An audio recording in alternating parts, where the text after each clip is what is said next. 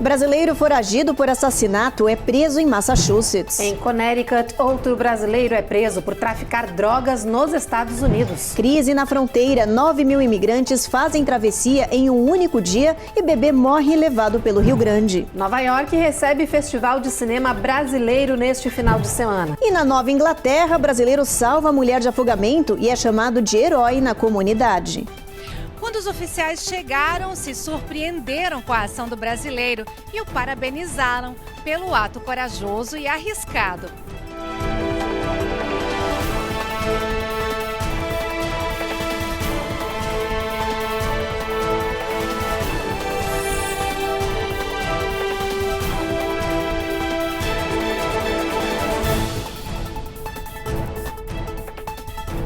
Olá, muito boa noite. Boa noite. Um brasileiro foragido por cometer um assassinato foi preso pela polícia de Massachusetts, isso na cidade de Braintree. Segundo o setor de remoções da imigração, o ERO, o brasileiro era considerado um fugitivo extremamente perigoso e que representava um risco grande para a comunidade local. Olha, ele não teve a identidade revelada, como já é de padrão do ICE. Apenas foi revelado que esse bandido tem 29 anos e é natural de Minas Gerais e estava ilegal aqui nos Estados Unidos. Ele já havia sido deportado uma primeira vez e voltou ao território norte-americano em 2019. Agora ele será deportado mais uma vez para cumprir essa sentença pelo crime que cometeu na cidade de Itambacuri, em Minas Gerais. Agora o assunto é imigração, porque a crise na fronteira sul se agravou nas últimas 24 horas, quando mais de 9.000 indocumentados fizeram a travessia ilegal. Olha, com isso, as cidades fronteiriças estão sobrecarregadas. É o caso de Eagle Pass, no Texas, onde o prefeito declarou estado de emergência. A Casa Branca está enviando centenas de tropas adicionais para ajudar.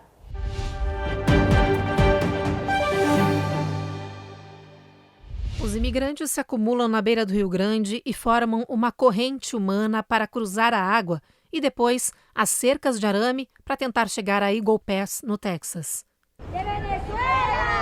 O grupo é da Venezuela e entre eles havia crianças pequenas nessa perigosa jornada. Só na quarta-feira, cerca de 3.000 imigrantes chegaram a Eagle Pass.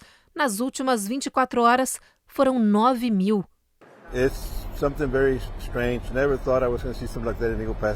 O xerife da cidade diz que está assustado e que nunca viu algo parecido. Ele alerta que contrabandistas de pessoas estão se aproveitando das esperanças dos imigrantes e oferecendo-se para alocar essas pessoas em outras cidades do país. Temos contrabandistas vindos de Houston e até Flórida, de todos os lugares, diz a autoridade de segurança. E o problema deve se agravar nos próximos dias. Dados dos países da América Central e Latina mostram que o número de pessoas fazendo a travessia dia e noite tem aumentado e muito. O Departamento de Defesa dos Estados Unidos está enviando 800.000 soldados para a fronteira sul para ajudar na segurança. Mas esse influxo em massa de imigrantes segue causando tensão entre as autoridades federais e estaduais. O líder democrata na Câmara disse que Biden herdou um sistema imigratório quebrado e que está fazendo o que pode. Situação bem difícil, sobretudo porque envolve crianças pequenas. É importante a gente destacar que não é apenas um resultado das políticas do governo Biden, e sim resultado de uma crise global. Uma crise climática global, uma crise econômica global e situações de crise de violência e guerra que essas pessoas enfrentam nos seus países de origem e que não vem outra alternativa senão migrar para os Estados Unidos em busca de uma vida melhor. Todo ser humano tem direito a buscar uma vida melhor. É importante, entretanto, destacar que o Estado americano tem obrigação, pela legislação internacional, em tratar com dignidade essas pessoas. Não só isso, seria importante o Estado americano também encarar essa situação de frente e adotar políticas econômicas de incentivo nesses países para que essas pessoas não sintam a necessidade de imigrar, tendo prosperidade nos próprios países de origem. é também importante que os Estados Unidos adotem uma política de menor burocracia para acolhimento dos asilos. E as autoridades de fronteira anunciaram que um menino de 3 anos morreu ao tentar fazer a travessia pelo Rio Grande. O bebê teria sido arrastado pela correnteza enquanto cruzava pela água com a família. Os agentes de fronteira ouviram os pedidos de socorro e até tentaram aí entrar no rio para resgatar a criança. Pois é, mas olha, o bebê foi levado para essa margem aí do rio e encaminhado para um hospital. Só que ele chegou sem vida nessa unidade de saúde. Segundo a agência de fronteira, um outro imigrante adulto também morreu nessa mesma semana ao tentar cruzar o Rio Grande, que separa o México dos Estados Unidos. E essa crise na fronteira sul, com o crescente número de imigrantes entrando aqui no território norte-americano, virou uma preocupação para a cidade de Nova York, que aguarda uma nova leva de indocumentados que podem chegar nos próximos dias. A prefeitura estima que o número de requerentes que chegam à cidade diariamente deva pular de 10 mil para 15 ou 20 mil pessoas. New York já tem hoje 116 mil imigrantes vivendo em 200 abrigos temporários. O prefeito de New York disse que esse boom de recém-chegados na fronteira sul deve piorar a crise na Big Apple, que já está com os abrigos lotados. Eric Adams destacou que New York precisa de mais ajuda, além da anunciada nesta quarta-feira pela Casa Branca, que liberou a autorização de trabalho temporário para 470 mil venezuelanos que chegaram no país até o dia 31 de julho. O prefeito disse que essa medida vai beneficiar apenas 1/4 dos milhares de requerentes de asilo que estão na cidade e destacou que os custos dos imigrantes sob cuidados do município devem chegar a 12 milhões de dólares nos próximos anos. Em entrevista a um programa de televisão, a governadora do estado, Kathy Hochul, disse que apoiaria a suspensão temporária da lei estadual conhecida como Direito de Abrigo em New York e destacou a criação de uma possível lei estadual que autorize os imigrantes a trabalhar sem autorização da Casa Branca. A equipe jurídica estadual está avaliando todos os aspectos legais dessas medidas. Depois do intervalo, o brasileiro de Massachusetts salva a mulher de afogamento e é chamado de herói. E tem todas as informações da prisão de um outro brasileiro em Connecticut por tráfico de drogas.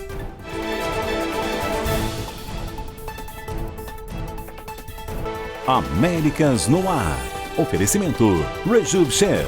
Melhore agora sua qualidade de vida.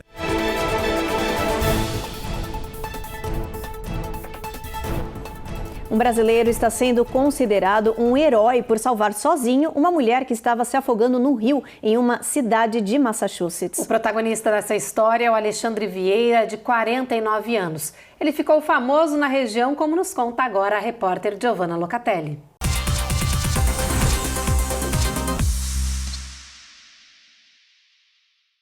O ato heróico aconteceu próximo à ponte de Chesbury, em Massachusetts, e tornou o brasileiro Alexandre Vieira uma celebridade no estado, da noite para o dia. Na madrugada da última quarta-feira, uma mulher que não sabia nadar se jogou dessa ponte. Alexandre Vieira acordou com os gritos de socorro. Ele chamou a polícia e o resgate, mas não quis esperar. Pulou na água e, numa ação muito rápida, conseguiu salvar a desconhecida. Quando os oficiais chegaram, se surpreenderam com a ação do brasileiro e o parabenizaram pelo ato corajoso e arriscado. A mulher, que não teve o nome divulgado, foi levada para o hospital e passa bem. Alexandre disse que apenas agiu por impulso, mas a foto do brasileiro está circulando pela comunidade e jornais locais como herói. Em Danbury, em Connecticut, uma investigação sobre drogas resultou na prisão de 2 homens, um deles brasileiro. Os homens transportavam cocaína e foram flagrados vendendo um opioide para um agente policial disfarçado. Eles tentaram fugir, mas foram capturados. A polícia divulgou esta foto dos presos. O brasileiro foi identificado como Clayton Oliveira, de 27 anos. O outro homem é um hispano chamado David Melendez, de 39 anos. Os 2 traficantes tinham 37 sacos de cocaína, pílulas de êxtase e dinheiro. Eles foram levados para a delegacia, onde aguardam a audiência no tribunal. E as autoridades de Nova York anunciaram que encontraram mais drogas escondidas dentro de uma creche do Bronx. As buscas fazem parte de uma investigação sobre a morte de um bebê e a internação de outros 3 após a exposição aos opioides na instituição. A imagem é impressionante. Pacotes e pacotes de fentanil, uma droga sintética 50 vezes mais potente que a heroína, estavam escondidos em um piso falso da creche. A NYPD diz que aqui estão cerca de 10 quilos da droga. Eles também descobriram outros narcóticos e equipamentos de embalagem na instituição que cuidava de crianças e bebês no Bronx. Até agora foram presos a dona da creche, Gray Mendes, de 36 anos, e Carlisto Brito, de 41. Ele é primo do marido dela e morava de favor em um quarto do daycare. As autoridades ainda procuram um terceiro suspeito, que não teve o nome revelado. Acredita-se que seja o marido da dona do local. We allege that the defendants poisoned 4 babies and killed one of them. O promotor do caso explica que o grupo estava usando a creche para traficar drogas sem levantar suspeitas. Cada um pode ser condenado a mais de 20 anos de prisão. Eles enfrentam acusações federais pela morte do bebê de 1 ano, Nicholas Dominic, que foi exposto a fentanil na creche e morreu. Outras 3 crianças também foram hospitalizadas na semana passada e receberam o tratamento de reversão de opioide com Narcan, o que salvou as suas vidas. Muitas medidas devem ser feitas de forma articulada, porque depositar a expectativa de diminuição de droga, de fentanil circulando nos Estados Unidos apenas com uma intensificação nas fronteiras, isso não terá resultado, justamente porque o fentanil ele é diferente das outras drogas, como heroína e cocaína, tanto na sua produção quanto na sua circulação. Pouca quantidade de insumo produz uma quantidade enorme de substância e, portanto, você imaginar que esse insumo que vem majoritariamente da China, que vai estar acomodado em algum container, vai ser identificado e conseguido ser, retirado no volume de containers que passam por portos, aeroportos, nas fronteiras, quer dizer, é uma coisa que é mais do que procurar uma agulha no palheiro. Então, são medidas importantes, são medidas bem-vindas, mas elas devem estar articuladas com outras ações, porque essa sozinha não trará resultados na diminuição do fentanil circulando nos Estados Unidos. No próximo bloco, a gente explica por que os serviços públicos podem ser paralisados nos Estados Unidos nos próximos dias. E tem alerta das autoridades de saúde. Aumentou e muito o número de internações de crianças pequenas com Covid-19.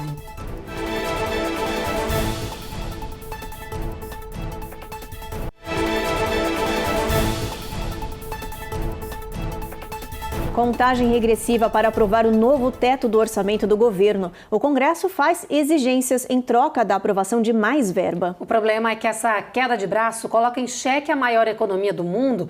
Isso pode paralisar os serviços públicos e afetar toda a população. Os detalhes com a Eloá Orazen. Todo ano é a mesma coisa. Quando o governo se aproxima do prazo para a manutenção do orçamento, o impasse entre republicanos e democratas coloca todo o serviço público americano na linha de fogo, arriscando uma paralisação. Em 2023, o roteiro se repete, com os republicanos ameaçando não aprovar o aumento do teto do gasto público caso suas demandas não sejam aceitas. Eles reivindicam, entre outras coisas, o aumento da fiscalização na fronteira, a investigação de certos membros da família do presidente Joe Biden e mais ajuda à Ucrânia. Eles também exigem a redução de gastos públicos e de programas sociais. É importante lembrar que essa questão orçamentária, ela não é uma questão só orçamentária, financeira ou de caixa. Ela é uma questão política. Precisamos relembrar o período do governo Barack Obama, onde aconteceu exatamente a mesma coisa. Então, há um embate político de forças, como se fosse o seguinte: olha, se vocês não fizerem corte de gasto público, nós não vamos aprovar o aumento da dívida. A 8 dias do prazo final, o aperto da discussão sobre o teto da dívida pública é uma estratégia conhecida e explorada pelo partido de oposição, que não seria tão impactado por um desempenho negativo do ponto de vista social ou econômico. Um partido de oposição, hoje os republicanos, pode sim pressionar o partido do governo, democratas, e fazer com que o orçamento não passe a tempo para barganhar alguns pontos dentro do orçamento, tirar ou adicionar alguns detalhes de gastos públicos. Isso é possível, porque apesar das consequências negativas, a má performance econômica está geralmente mais associada com o presidente e o seu partido, e menos com a oposição. Vale lembrar, porém, que democratas e republicanos dizem que tentarão avançar com um projeto de lei de financiamento de curto prazo, conhecido como resolução contínua, para manter o governo aberto enquanto os legisladores seguem a deliberar sobre as dotações para o ano inteiro. Agora a gente fala de um dado alarmante. Um novo estudo apontou que a obesidade está se tornando cada vez mais comum aqui no país. Hoje, pelo menos 35% dos adultos estão acima do peso em 22 estados norte-americanos. O número de pessoas consideradas obesas está aumentando drasticamente a cada ano e piorando o problema de saúde pública nos Estados Unidos. Segundo o CDC, o Centro de Controle e Prevenção de Doenças, no ano passado, 22 estados tinham pelo menos 35% dos adultos acima do peso, contra 19 estados em 2021.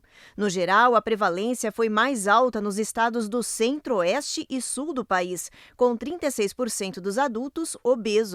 Já no Nordeste e Oeste americano, cerca de 30% da população estava acima do peso.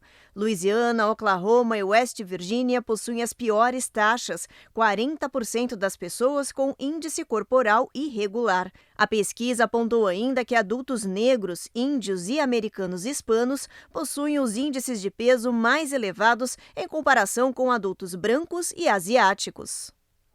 E atenção, o Centro de Controle e Prevenção de Doenças faz um alerta aos pais e tutores. O verão ainda nem acabou e as hospitalizações de crianças por Covid-19 estão aumentando em todo o país. Dados do governo mostram que quase 1.200 crianças foram internadas com casos graves de Covid-19 durante a semana que terminou em 9 de setembro. O número assusta porque é 5 vezes maior do que o registrado nos últimos 3 meses. Segundo o Centro de Controle e Prevenção de Doenças, cerca de metade das admissões foram para crianças menores de 5 anos, o que preocupa as autoridades de saúde porque elas são as mais vulneráveis a casos agravados do coronavírus. Dados do governo alertam ainda que até maio deste ano, quando uma emergência de saúde foi levantada para a vacinação das crianças, apenas 13% dos menores de 4 anos haviam recebido uma dose de imunizante. O governo reforça o pedido para que crianças e adultos a partir dos 6 meses de idade procurem nas farmácias próximas a vacina atualizada contra todas as variantes da Covid-19. As doenças respiratórias virais, elas tendem a ser preocupantes na infância, principalmente nas crianças menores. O ideal é que as crianças elas sejam vacinadas, pois apenas dessa forma a gente consegue minimizar os danos que serão ocasionados pelas formas graves relacionadas à doença, principalmente as questões associadas a hospitalizações. Depois do intervalo, brasileira Drica Moraes leva o prêmio de melhor atriz no Festival de Cinema Infinito em Miami. E tem alerta para os estados que vão da Carolina do Sul até Maryland, na costa leste, por causa de uma tempestade tropical.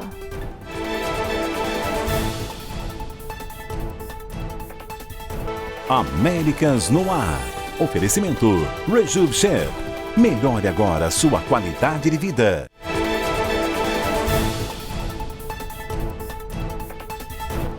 A probabilidade de uma mulher engravidar de gêmeos é considerada baixa, de cerca de 3% no máximo. Pois é, por isso os especialistas estão espantados com o que aconteceu na Califórnia. 10 pares de gêmeos nasceram em um único hospital de Long Beach. 1 é pouco, 2 é bom, mas 3 é demais. Um hospital na cidade de Long Beach, na Califórnia, parece seguir à risca essa máxima internacional e tem registrado um boom no nascimento de bebês gemelares. A instituição em questão chamou a atenção depois de dar as boas-vindas a 10 pares de gêmeos na última quinta-feira, 21 de setembro. Médicos e pacientes brincam com o fenômeno, que vem ganhando força em outras regiões também. Nunca nasceu tanto gêmeo na história, mundial como se nasceu nos últimos anos, né? A gente sabe que principalmente a fertilização in vitro tem grande parte sobre a causa do número de gemelares nascidos vivos. Então, essas indicações de fertilização aumentou dos anos 80 para cá em 30% o índice de nascimento de gêmeos no mundo todo. A probabilidade do nascimento de gêmeos idênticos é de 1 em 250 gravidezes e não há explicação científica precisa para sua incidência. Existem aí N possibilidades, né? N teorias, né? Alguns dizem que é a água, como também foi colocado ali. Pode existir um efeito fundador, que seria mais a base genética, para que esse embrião se divida em dois, né? Ali após fecundação, mas isso ainda não é muito claro. Então, com certeza, né, o que aconteceu na Califórnia, esse índice de nascimento de bebês idênticos ao mesmo tempo, realmente nos leva a crer que é uma coisa surpreendente, porque não é oriundo de fertilização, como eu falei anteriormente, né? E a frequência é a mesma na população mundial. Uma tempestade está se formando na costa sudeste dos Estados Unidos e provavelmente fará sua presença ser sentida neste final de semana, segundo as autoridades. Esse potencial ciclone tropical 16 já está provocando vento e chuva na costa da Carolina do Norte enquanto avança pelo oceano. O Centro Nacional de Furacões diz que esse sistema meteorológico deve seguir impactando a região ao longo do final de semana, com ventos, chuva e ressaca no mar. Tem alerta já disparado para todas as áreas da costa central do lado leste dos Estados Unidos, o que inclui as Carolinas, a Virgínia, Delaware e Maryland. Pois é, então vamos aproveitar e dar uma olhadinha no final de semana para ver como é que vai estar o mapa aí, o clima em todo o estado e todo o país.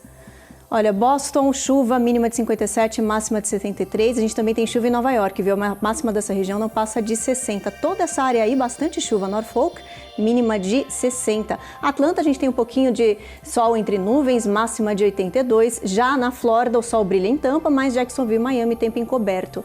Houston não passa máxima de 96, tempo encoberto, Evelyn. Também em San Antônio, o sol aparece entre nuvens, mas vai fazer calor, 100 de máxima. Em El Paso, bastante sol ao longo do final de semana. Em Albuquerque, o sol não vai dar as caras, a mínima vai ficar em 58. Em Phoenix, tempo nublado, mínima de 72 e máxima de 98. Em Las Vegas, 87 de máxima, o sol também aparecendo um pouco tímido ao longo desse final de semana. E em São Francisco, também um tempo nublado, mínima de 58 e máxima de 68. Também vai fazer um tempinho ali, sol entre nuvens em Los Angeles, gente. Bom, e o assunto agora é a sétima arte, porque terminou uma das mais importantes mostras de cinema brasileiro em Miami, na Flórida, o Infinito Festival Films. Foi uma semana de exibição com mais de 60 longas, todos inéditos no Brasil, e no encerramento, claro, teve premiação. Drica Moraes levou o troféu de melhor atriz do festival pela atuação na comédia dramática Pérola, que retrata o dia a dia de uma família comum. O melhor filme escolhido foi O Pastor e o Guerrilheiro, do cineasta José Eduardo Belmonte. A trama acontece na década de 60, no início da ditadura no Brasil. O Infinito Festival já faz parte aí do calendário de eventos oficiais da Flórida há quase 3 décadas e ajuda a divulgar e promover o cinema brasileiro. Para quem não pode acompanhar aí o festival presencialmente, as exibições dos filmes disponíveis vão estar online aqui nos Estados Unidos até o dia 30 de setembro, no site que aparece aí agora na tela. E olha, acontece nesse final de semana também, gente, o New York Brazilian Film Festival, uma mostra que traz 13 produções brasileiras. A exibição será no badalado bairro Tribeca, em New York City. Vários diretores e atores, claro, vão marcar presença por lá. O New York Brazilian Film Festival vai apresentar filmes como Fogaréu, que é baseado na própria história da família da diretora e roteirista Flávia Neves. Ela é filha da minha irmã, Cecília, que morreu. Cecília! Você conheceu a minha mãe? Conheci, mas ela não era tua mãe. Outra superprodução será Ana. O filme conta as aspirações de uma jovem atriz frente a um diretor famoso. Mostra as relações e os paradigmas entre homens e mulheres. Ana, você sabe por que é tão difícil encontrar uma atriz para fazer Ofélia? Porque essa atriz tem que ter experimentado uma relação louca. Do outro lado do Atlântico é um documentário premiado que une estudantes da África com o Brasil, através de histórias de vida diferenciadas. Quando eu vou a Cabo Verde, me sinto diferente. Quando estou aqui, me sinto diferente. Mas talvez eu sou do Oceano Atlântico. No total, serão 13 produções nacionais que vão ficar disponíveis apenas neste final de semana em New York. Estou muito feliz de estar aqui no festival com o filme Ana, filme que eu escrevi com o Heitor Dália, e também com O Deserto Particular, que foi um filme que eu fiz a preparação do elenco. Ter um festival desses em Nova York é uma grande vitrine para a cultura brasileira, do audiovisual brasileiro, e a gente está muito feliz e honrado de ter os nossos trabalhos exibidos aqui, e também estamos muito empolgados de podermos depois ter essa troca com o público, com as pessoas que vão assistir. Eu estou muito feliz de poder falar sobre o Ana, depois do filme que eu escrevi, depois no Q&A, e espero que esse festival tem a vida muito longa e que muitos diretores, muitas diretoras, roteiristas, atores e atrizes possam vir para cá para divulgar mais a nossa cultura. Estou muito feliz de estar em Nova York pela primeira vez acompanhando a exibição do meu filme. A expectativa é de finalmente encontrar o público americano e o público brasileiro também. E afinal o filme já circulou um pouco aqui, mas é a primeira vez que eu vou poder estar em contato com o público. E a expectativa é a maior possível. É isso, o Jornal Américas no Ar então termina aqui. A gente volta a se encontrar de novo na segunda-feira, pessoal. Vem aí o final de semana, aproveitem bastante. Mas calma que agora fica sentadinho aí, vem mais um episódio imperdível da série Reis. Uma boa noite para vocês. Boa noite.